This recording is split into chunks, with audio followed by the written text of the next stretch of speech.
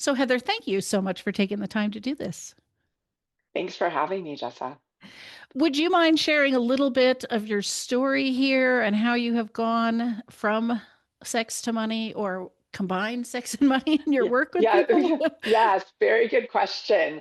Um, so let's go back some time. My first career was in finance. Okay. I worked, I have an accounting background in finance, and I had a debilitating health condition, which was pelvic pain. And so, my life changed one day. And so I spent many years recovering from pelvic pain and found that that affected my sexuality. It not only did it affect my sexuality, but sex affected my pain levels. And Right. so that's kind of what brought me into the field of sex counseling. In fact, there was very little support at that time. And I was asking one of my physical therapists, this is back in the early days of pelvic health physical therapy, and I was so lucky to find someone early. Yeah. But I was asking one of my physical therapists for additional support and trying to find out, where I could find information. And my physical therapist, my physicians all started asking me if I would talk to their patients as a patient advocate Oh, because of okay. my comfort talking about sex. Right, So right. I became I realized I think I'm pretty good at this. I think that it seems like a calling. And so I went back to school and got a PhD in human sexuality, thinking if I'm doing this, I want to know everything I can. And of course, the learning doesn't stop. Right, And right. but so I found myself, moving from just patient advocacy to having a clinic, which, where I'm basically working, people are sending people with intention to work on sexual concerns. So I did that. I've been, oh gosh, I mean, it's been 20 or so years. And over the years, I noticed this pattern where often when people were coming to me, typically for sexual desire, but it came up in other places too. But I started hearing this pattern over and over again, where one of the main variables that was causing a couple to feel separated was money. Yeah. And so, I started finding myself saying, well, you're not coming to see me for money, but I'd be happy to talk to you a little bit about this. And, because I do know something about it. Right, right. And eventually I thought, this is happening enough that maybe I want to formalize this and become a financial coach too. So it really came just like my sex counseling Right. career came organically, so did the financial coaching. It really just kind of, it was a calling. Um, and so now I see clients for often for both or for one, either for sexuality counseling or for financial coaching. People can pick their own, adventure. Yeah, And, yeah. and then some people will come to me for one, but then when the other thing comes in, they'll want to delve into it a little bit further. Right. In my own thinking, as a couples therapist, we talk about the big four: sex, money, in laws, and parenting. I mean, those are big, big topics. But I'm curious, Yes. besides the idea that if you disagree about money, it might cause some, distance or tension or something like that, what are the parallels? How would you describe, like, what's similar between sex and money and the way that couples might struggle to work together Sure. on it? Sure. I think it's more about the dynamics. So, certainly, I mean, I have clients who have had difficulty um, enjoying spending money or feeling safe to enjoy, who have also had difficulty letting go and having an orgasm. So Mhm. I've seen that kind of parallel. Yeah. Or I've seen, it's really the dynamic though that I find so rich between partners, where often the dynamic is way more responsible than an individual. So let's Mm. say we're looking at desire discrepancy. One of the major variables in desire discrepancy is the dynamic between, having a higher and lower level of desire and two partners Right. being different. The difference is often that big variable. And so, someone may start feeling resentful because they're not feeling met. Let's say on a sexual side, the higher desire partner isn't feeling met, and they're feeling perhaps unwanted. They're feeling alone, and they feel like they're responsible for driving sexual interactions. And then the partner with lower desire feels often disempowered. they feel like they're broken, or they're the cause of their partner's unhappiness. They don't feel great about themselves, and they withdraw. um, I find something very similar in money. So Hmm. where someone feels perhaps responsible, often, someone maybe feels a little bit, either they make more money or they feel a little bit more confident managing money. And so suddenly they feel like the responsibility has kind of been put on them to be the driver of all things financial. And, so they can start building, they can start feeling unmet, they can start feeling burdened.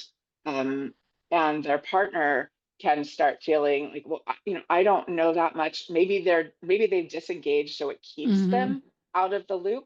Or maybe their partner really just does it, so they're so competent that they haven't been asked. And so the lower, the partner with less information starts to withdraw, feel like they're less of a contributor. Often they're making less money, so they Right. feel like they're less equal in some way. um, and so there's this quiet, you know um, isolation from both partners, and often feeling of resentment, but it's often this feeling of being left alone. Yeah. So yeah, I see that and it can happen in both sex and money. Right, right. Another thing that's striking me as you talk about this, and that I've heard from clients too, is that the power issues that can come up around money. Especially if one person does make more as the breadwinner, and the other one's staying home, or who's got the control of the asset. I mean, boy, that gets loaded, doesn't it? Absolutely. That's right. One person may feel more power, and often that comes with a feeling of responsibility, but Right. often it's just, they prefer to have more control over things. And yeah, and the other partner um, may feel disempowered. And you see this in desire too, where Hmm. one person's level of desire is seen as the norm somehow, right? Yeah. It's seen as like, either my desire is fine and you're an addict, or my Yes. desire is fine and you have low desire, you're frigid, or there Right. are all these Right. horrible terms. But whereas one person is seen as the one who's in the right and normal, or and then their partner is in the wrong. Yeah. And so there's this power imbalance that comes from that too. And this is where just understanding difference is so important, rather than Right. Right. seeing it as like you're responsible, because most people are actually in that range of normal. Yeah. Um, but it's that similar type of feeling of uh, control, and one person feels like they're in the right, and the Yeah. other person feels like then they're wrong.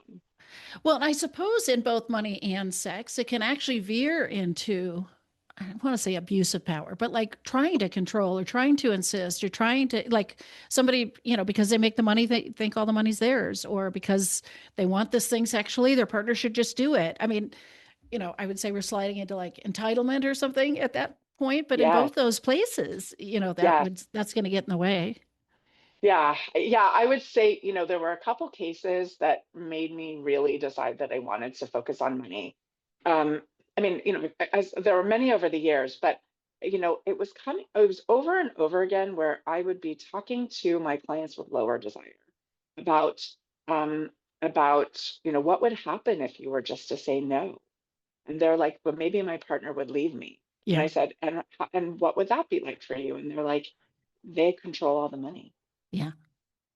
And it was this, I don't How, feel I right. have a How can right. you find authentic desire if you're operating it, under threat? Right. Yeah. exactly. And so it was, and I heard this a couple times, not a couple, many times, but it was like a couple cases where I was like, I just don't think I can continue to focus on sex without looking at this larger issue, because of course, sexual politics are, broader than the individual couple. Right. Right. But so is the financial side. And I just, my sense was like, maybe we need to talk about, how you would feel that you could afford to say no, and if you could afford to say no, then you would truly have the right to say yes. But if, Yeah. and as you say, like, is there really a true yes if you don't have the right to say no?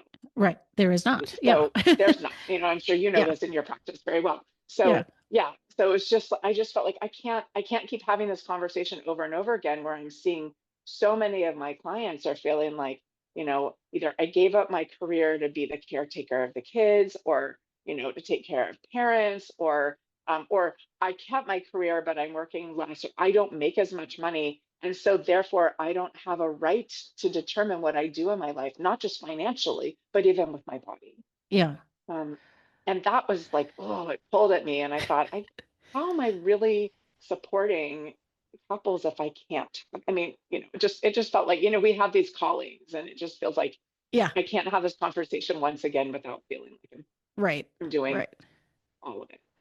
Another similarity, it seems to me, is that both sex and money are, I don't know, infused with our stories and meanings and the way we grow up and the messages and the internalizations and our relationship with money, our relationship with sex, our beliefs about this stuff. And that so many of us we don't necessarily question this stuff. It just seems true Right. or right or the way it is or That whatever, that right? I mean, you named it, right? Like these narratives are so deeply entrenched, we don't even know that they have them. It's just true, Yeah. right? And so when you start unpacking, these narratives that we have about our bodies, or about, how a penis should be, or how that we should just want sex all the time, and it should just be natural. We should know what to do. And Yeah. these all of these ideas, and and it should always be hot, and we should be willing to like strip down and do it anywhere. All of these ideas that we see in the movies, or we haven't even ever questioned, right? We may have similar ideas with money. Like, I should just know how to manage money.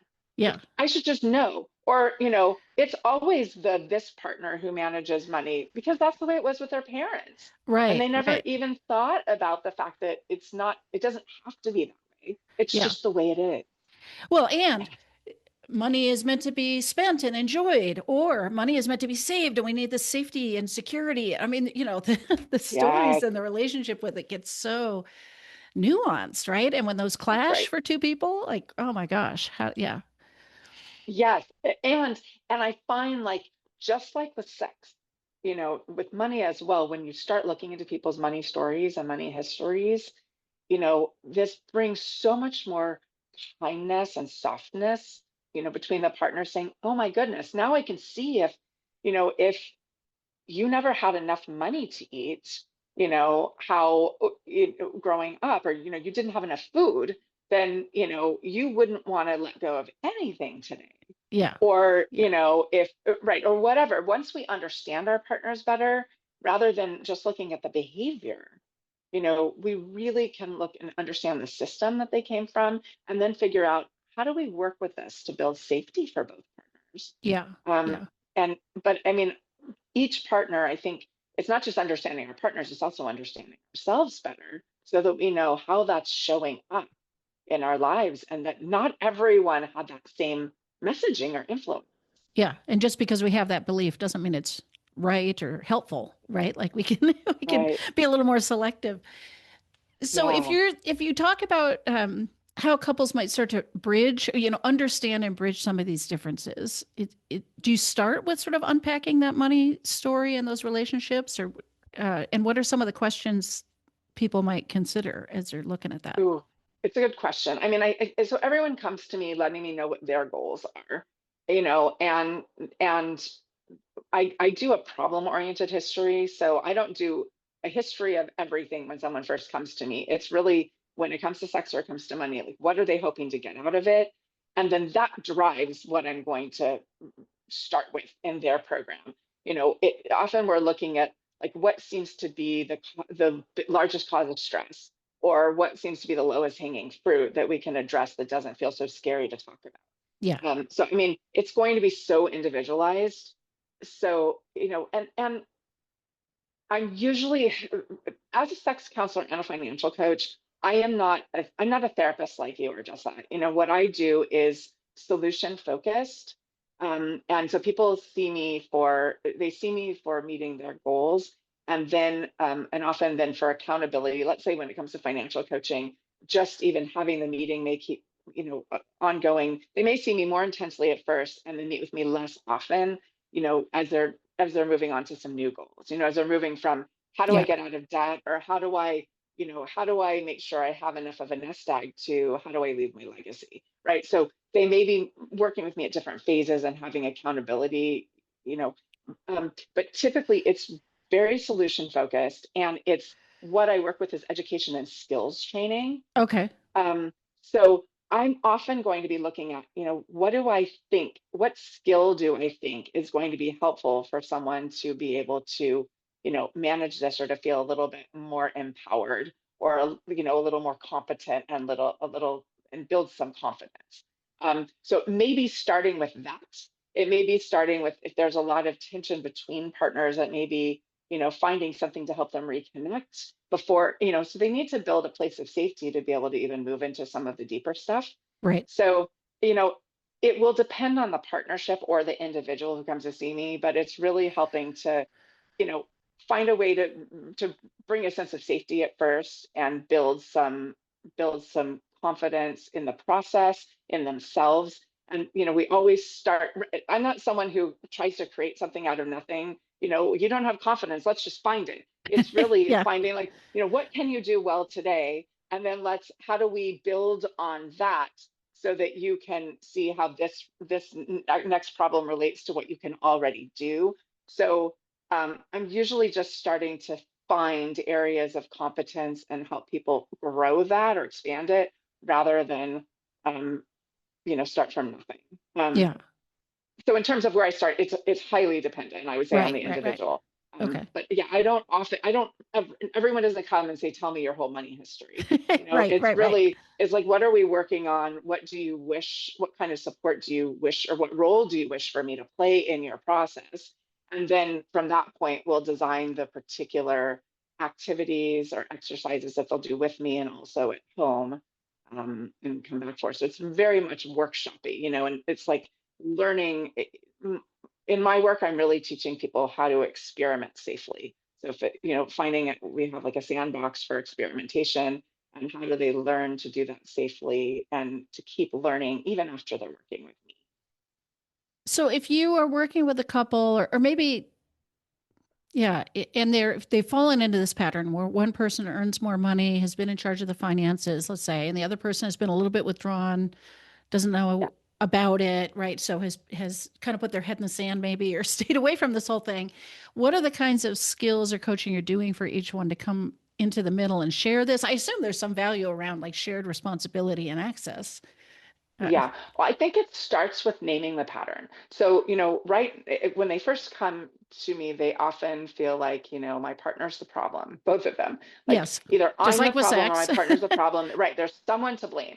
And so when we start to, just like with sex, when we start to say the pattern is the problem, let's have you work together and see the pattern, rather than as individuals look at each other as you're not opponents in this. You're actually working together to address the pattern that is the challenge for the two of you. And so let's look at the money pattern that has you in this place where you're feeling this way. And then what are some ways we can, modify your pattern that would feel better for each of you?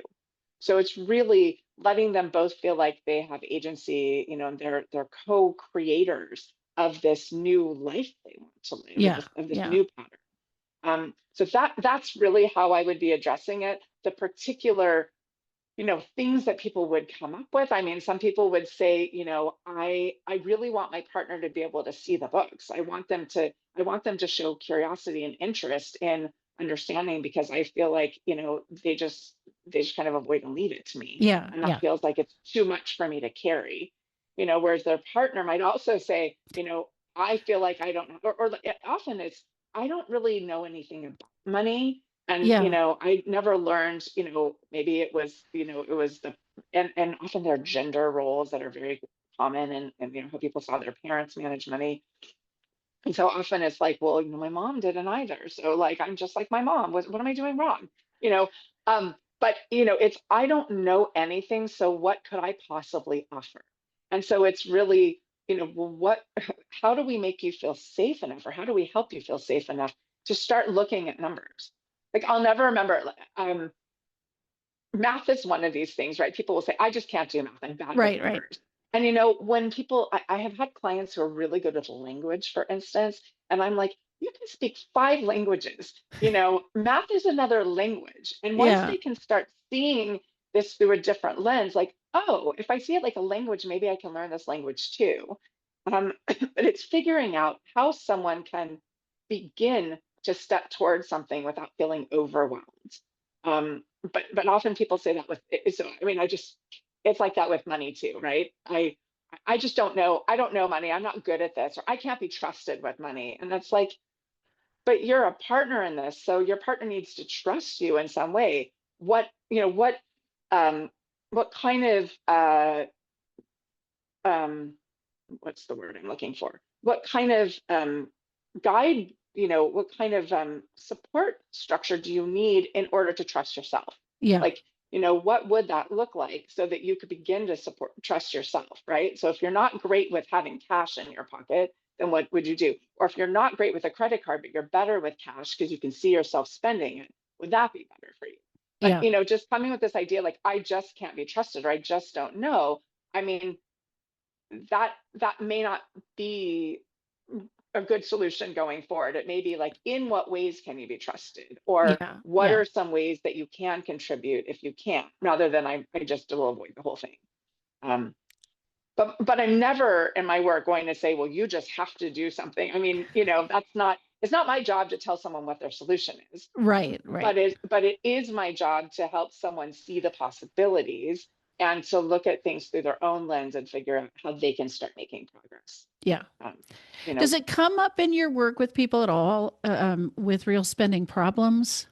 Like they're not financially trustworthy. They're spending money their partner doesn't know about, or opening up credit cards, or gambling, or whatever it might mm, be. you know, I will say, like, financial infidelity Yeah. is, I mean, it's a real thing. And I see Yeah. that, sometimes that can be way more destructive to a relationship than sexual infidelity. So, working with couples around financial infidelity to understand it is a big thing. Yeah. But sorry, you're saying, does that happen? Yes, it does. And it can be problematic. Um, but first of all, finding a way for the partner who has been keeping secrets, to be able to come forward and, stop feeling, because often when someone's got secrets like that, there's a lot of shame. Yeah. There's a lot of shame, or there's, a lot of like, I wouldn't, I've never, I mean, and you think of, a lot of relationships also around sex. A lot of people were told, or taught, like, you're monogamous on the outside, but you do whatever you want as long as you don't talk about it or no one Yeah. knows Yeah. about it, right? Right. So, I Right. mean, and there are a lot of cultures in which that's completely normal, so again, I don't come to any of this with judgment. It's really understanding, what are the messages that you have around what is acceptable, like, what are your morals and ethics and values, and how do we work within that framework. Similarly with money, it may be like, some partners who don't work find a way to, like, through savings in the household, squirrel away some money so that they have a nest egg of their own. Yeah. Maybe that's the way that they've done it because they don't feel that they can be upfront and ask to have some of their own money, or they need to just be able to have their own, something of their own. And the question is there a way within this partnership to do that differently, where, Yeah. someone doesn't feel that they have to kind of, you know, make money through saving, or Or skimming through almost, right? skimming, Yeah. or denying oneself something, and, or, is there Yeah. a way to really talk about the situation and figure out how someone can some consciously have something of their own. So yeah, but I will say some of them, gosh, I've had some clients that are really into financial domination. Uh, And that is one where, I mean, there's money going out the door, they may be partnered. So it's hard enough when someone's single to look at that, that need to somehow give away money, and what's that story. But boy, when someone's partnered and they're not upfront about it, there is so much, there's so much secrecy there, mhm. and shame. Yeah. And I mean, it just seems like those situations would be so complicated to address, but certainly it would make sense, it would have an impact on your desire to have sex with this person, right? Like, from the small, like, we don't see money the same way, to the big, we're having some sort of secrecy or financial infidelity. Yeah. And Yeah. often with the secrecy, it's the partner who's the one being secretive who's lost all their desire for their partner, right? Because Mm, they're living a totally separate life. Yeah. Um, and so, they don't really feel connected with their partner. And Yeah. often, like interestingly, I've seen cases where one partner is engaged in financial domination and the other partner has a gambling problem, and it's like, you know, um, these things can be really complicated. Yeah. So, but the first step is being willing to get some support and desiring to make a change. Some people come to me, they don't want to make a change. They just want someone to say it's okay. Um, you know, I have to help them figure out how that's okay for them within their value system, because I'm not the one who tells them what's okay. That's not Right. my job. Right. Um, but um, but it is challenging. Um, Yeah, it seems super complex because, it's not just a matter of financial skills or literacy, right? It's all this emotional meaning and patterns and psychological stuff with right, our partner and how we show up in the world. So, yeah. right. Yeah, yeah, yeah. That's right. So, and some people just really, don't know how to feel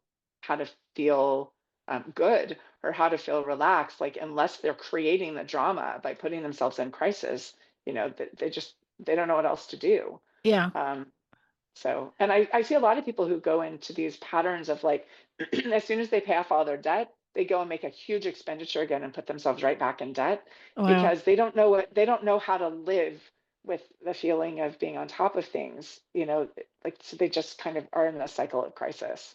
Yeah. Yeah. So if a couple is aware, one or a listener listening to this, that money is an issue in their relationship, like resentment about it, management about it, decision making about it, power about it, whatever it is, what are some first steps? How might they either bring it up to their partner or something they should be thinking about by themselves? Yeah. So, I mean, I think first naming it, sometimes we haven't sometimes people listening to a conversation like this have this aha moment, like, oh my gosh, I think I've been doing that, but I haven't really been conscious of it, or I haven't named that. And so just that recognition that we can that money can be one of those things that it may be keeping you up at night, but you haven't named it, Mm, right? So being able to name it, and then decide, is that something you're okay living with like this, or do you want to have a different feeling or experience around it? I think that's the first step. yeah. If you want to feel differently about it, I would say, you could really benefit from support. Often people think that managing finances is all about willpower, but it's really, people need support often more than Yeah. willpower. Okay. They need a way to think, to understand their values, a way to figure out how to um, change their approach so that they have a basis for their decisions and spending. Often, if we haven't thought about it consciously, we just kind of spend, willy-nilly, but we don't think about like, what is my vision for what I want in my life? How do I want to Yeah. feel? What is it I want to be doing with my life? And then how can I have my money behaviors match that so I can get what I want with my life? And so having that support to take a step back and really understand ourselves, understand our priorities, understand um, our behaviors, and figure out how to bring those into alignment. That's really what money coaching Yeah. is. It's helping people bring their behaviors into alignment with their values. Yeah, and it seems like also tolerating or navigating the distress of doing something different. Like you said, I'm out of debt. Now this feels Yeah. uncomfortable and weird. And so boom, let me Yes. just go buy a big boat.